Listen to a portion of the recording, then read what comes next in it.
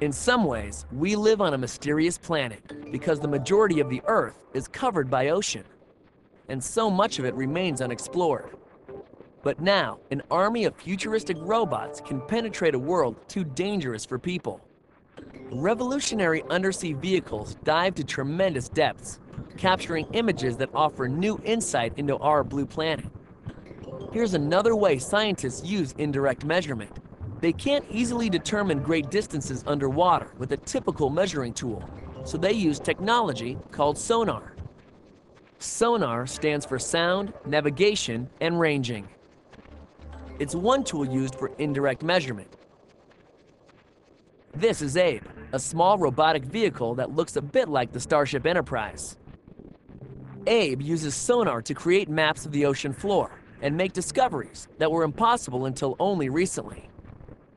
Sonar tells Abe exactly how far the ocean floor is below it and how far the objects are around it.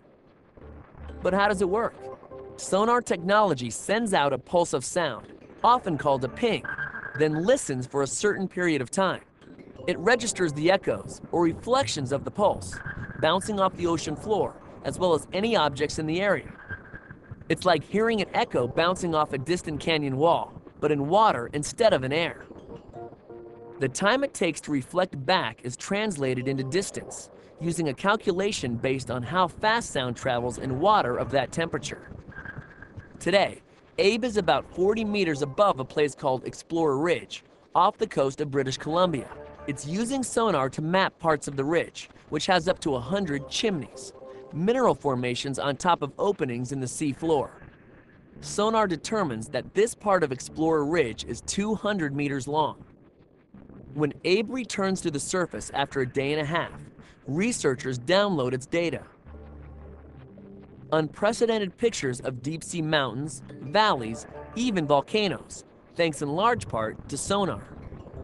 Sonar is a useful and amazingly accurate tool for indirect measurement, in this case, measuring distance by measuring time.